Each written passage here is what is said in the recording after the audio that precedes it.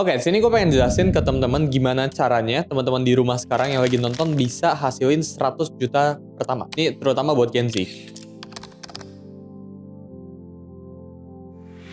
Kenapa 100 juta ya? Gue inget banget dulu pas pertama kali gue dapat 100 juta pertama gue, itu di umur ke 15 atau 16. Ya, jadi sekitar 3-4 tahun yang lalu, gue dapat 100 juta pertama gue, itu rasanya happy banget. Jadi di saat achievement pertama milestone gue 100 juta itu lebih happy jauh daripada gue dapat 1 miliar pertama, daripada gue dapat 10 miliar pertama, dan seterusnya. Jadi dapetin 100 juta pertama, menurut gue itu achievement yang semua orang wajib ya buat rasain ya. Itu tingkat happiness-nya itu happy banget. Menurut gue pribadi sih kayak gitu. Buat dapetin 100 juta pertama, itu nggak butuh hoki sama sekali. Jadi lu bisa pure kerja keras, atau lu bisa pure gak butuh momentum yang gimana-gimana. Ya lu gak butuh punya momentum kayak COVID dulu, karena COVID seperti yang kita tahu ngerubah baik banget hidup orang. Tapi di sini yang lu butuh itu cuma kerja keras. Jadi uang 100 juta pertama itu achievable lewat kerja keras, itu nggak pakai hoki ya. Jadi buat lu yang sekarang lagi nonton ya di rumah, terus lu punya HP, lu punya internet koneksi, kalau lu manfaatin waktu lu dengan baik, atau lu cari resource dan sebagainya, hampir bisa dipastikan buat lu dapetin 100 juta pertama lu. Unless ya, kalau kita bicarain buat dapetin 20 miliar, 50 miliar, 100 M,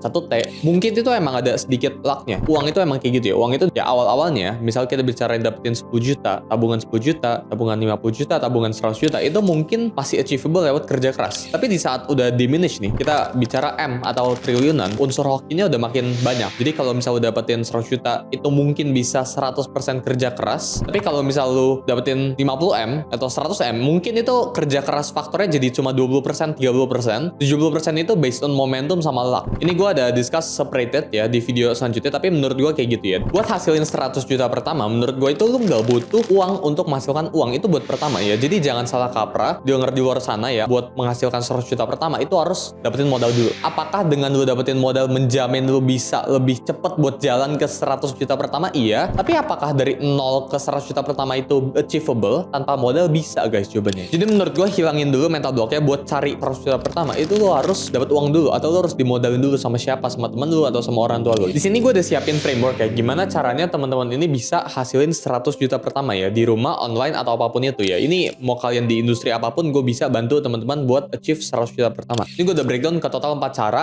yang bakalan gue sharing ke teman-teman. Jadi langsung aja kita mulai ya. Pertama, tekan pengeluaran. Apapun pengeluaran yang lu punya, misal lu sekarang dikasih duit jajan sama orang tua, tabung. Jadi lu dapat duit di mana, tabung. Belajar buat jangan konsumtif, belajar buat jangan boros dulu. Duit lu itu belum nyampe 100 juta, udah belum nyampe level di mana lu harus boros. Gue dulu pas pertama kali dapat 100 juta, buat perjalanan ke sana itu susahnya minta ampun. Kenapa? Karena gue spending terus. Duit gue belum 100 juta pada saat itu. Gue udah beli HP baru, iPhone, pas itu iPhone XR ya. Gue pengen banget gue beli ya. Gue udah beli laptop baru dan sebagainya. Jadi itu menghambat proses gue buat mencapai 100 juta pertama. Unless lu emang bener-bener butuh. Misal HP lu rusak, atau nggak misal lu butuh buat kamera, atau lu butuh buat beli app design dan sebagainya, itu oke ya. Belajar buat punya spending yang produktif, bukan spending yang konsumtif. Pengeluaran itu nggak apa-apa selama itu produktif. Misal lu sekarang kerjain bisnis A, terusnya lu butuh beli software ya, lu butuh beli desain atau apapun itu ya lu beli aja. Tapi lu jangan beli something yang nggak upgrade atau nggak ningkatin ROI dari bisnis lu. Contohnya ya, misal lu punya duit sekarang 10 juta, mendingan 10 juta ini lu tabung daripada lu pakai, misal lu sekarang punya HP iPhone 13,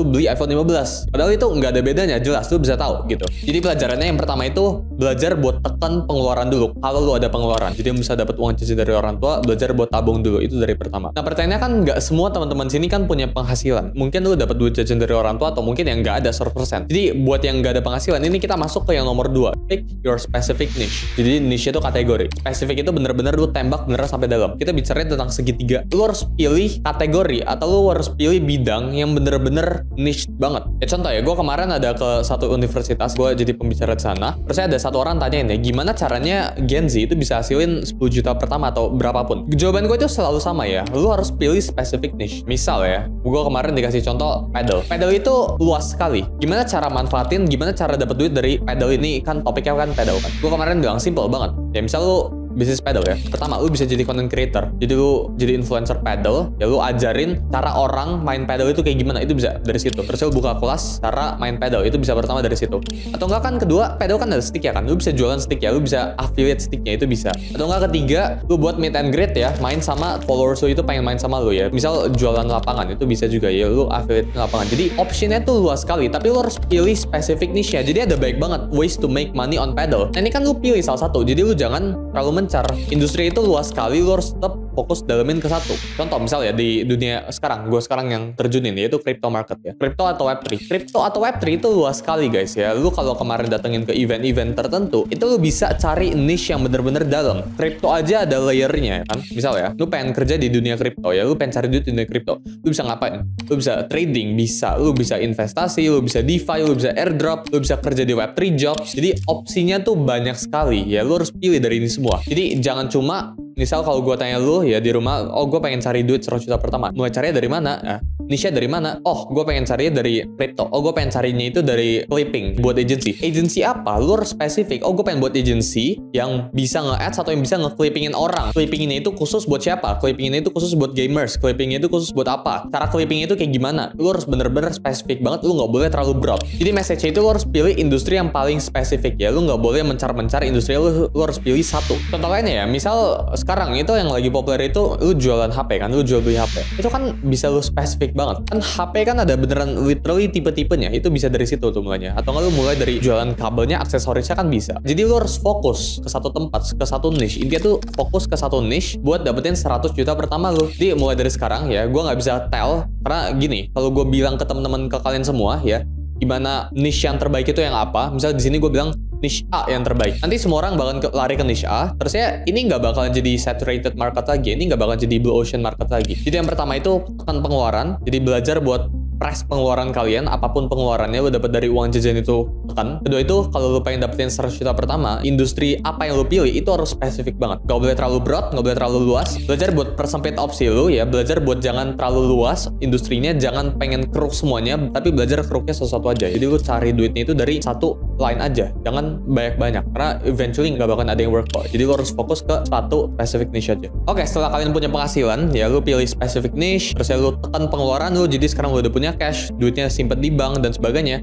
Apa yang lu bisa lakuin? Kita masuk ke nomor 3, yaitu belajar buat menghasilkan uang dengan uang. Gue dari awal ada bilang ya, lu nggak butuh uang buat menghasilkan uang. Sekarang kita pakai uang buat menghasilkan uang. Karena uang yang lu hasilin, lu cari uang, kan lu pilih specific niche, ya terus lu kerja dan sebagainya, lu tanda kutip jual sesuatu ke orang. Pokoknya provide value ke masyarakat di luar sana ya.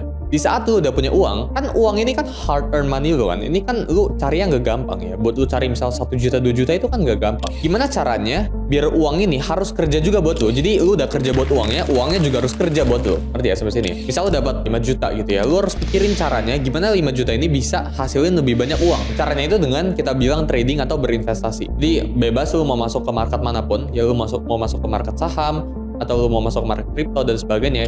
Yang gue saranin sini, never lose money ya. Jadi jangan sampai 5 jutanya ini lu resikokan buat dapat uang yang lebih jauh luar biasa lebih banyak. Kenapa? Karena di saat lu meresikokan uang ini, misal 5 juta ini turun jadi setengah ya, ini risk of drawdown ya namanya dalam investasi ya. Jadi kalau turun setengah itu buat gain back ke atas butuh 2 kali lipat. Jadi menurut gue nggak perlu besar-besar untungnya. Jadi untung paling besar tetap harus dari yang nomor 2 itu ya. Lu cari duit dari specific niche lu. Terus investasi ini buat tambah-tambah. Yang penting uangnya itu nggak diem. Gue bilang kalau misal lo investasi ke saham, mungkin investasi ke blue chip stocks ya, atau ke banking stocks itu bisa. Atau misal ke crypto ya ke Bitcoin aja, sesimpel itu ya. Jadi jangan aneh-aneh masuk ke altcoins ya, ke sesuatu yang lo nggak mengerti. Unless lo punya teman yang jago banget di crypto, yang ngerti banget di investasi, tapi itu unlikely biasanya. Tapi kalau misal lo punya, ya lo tanya ke mereka ya, altcoins apa yang bagus dan sebagainya. Tapi menurut gua cukup dengan return 10 atau 15% atau bahkan 20% is already good. Misal kita bicarain Bitcoin aja, itu udah ARR ya, CAGR-nya, compound annual growth rate-nya itu 30-40%. Jadi menurut gue cukup uang yang kalian punya sekarang itu di compound. Jadi kalau kalian tarik dari awal nih stepnya, pertama lu harus pilih niche, beneran niche-nya. Lu jago di bidang apa? Misal lu suka main game, lu suka main Mobile Legends. Lu suka main Mobile Legends tuh cara monetize-nya banyak loh. Pertama bisa jadi content creator, lu bisa buka toko ya, lu jualan diamond ya, itu kan bisa kan. Jual beli akunnya itu bisa. Meski gue nggak dalam nih di Mobile Legends ya.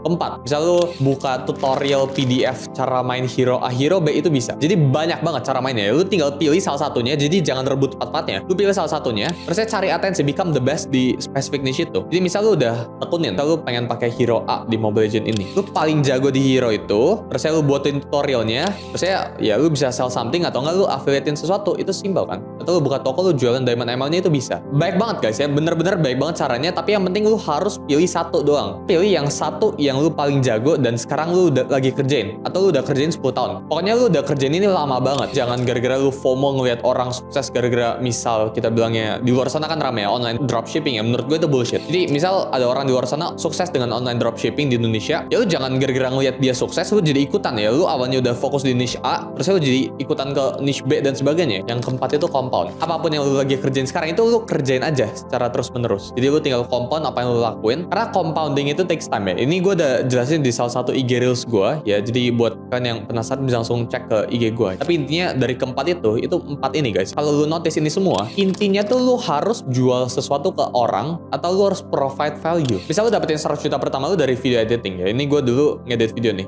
Gue dulu pakai Vegas Pro kan. Ini kan lu provide value buat satu orang. Basically lu akan dapetin lebih baik uang ketika lu bisa menahan lebih baik stres orang. Karena misal nih ya, gue di sini hiring tim gue ya. Misal ada yang ngurusin video editing gue dan sebagainya. Itu tujuannya buat apa? Itu buat cut time gue ya. Karena kan waktu gue nggak mungkin dipakai buat ngedit. Itu bakalan time constraint banget dan cut stress gue kan. Jadi stress tolerance. Kalau lu punya stress tolerance yang tinggi, uang lu juga bakalan tinggi ya. Karena lu dikasih uang itu basically itu stress transfer ya. Misal ada orang di luar sana yang ngasih lu 10 juta, artinya mereka transfer stress mereka harganya itu 10 juta ke lu, biar mereka nggak perlu pikirin topik itu. Misal lu service designing atau lu service video editing, itu kan mereka basically transfer stress mereka ke lu, biar mereka nggak perlu pikirin ini lagi, lu aja yang pikirin. Semakin banyak handle yang otak lu bisa tahan tentang stress ini, ya semakin banyak yang lu bisa hasilin. Jadi message gua buat teman-teman yang di luar sana ya, belajar buat maintain stress kalian ya. Stress level kalian harus tinggi banget. Jadi kalian harus bisa punya toleransi terhadap pekerjaan yang kita bilangnya under pressure itu tinggi banget, dan pilih specific niche. Jadi gue see you teman-teman buat yang lagi berjuang buat mencapai 100 juta pertama. Jangan lupa buat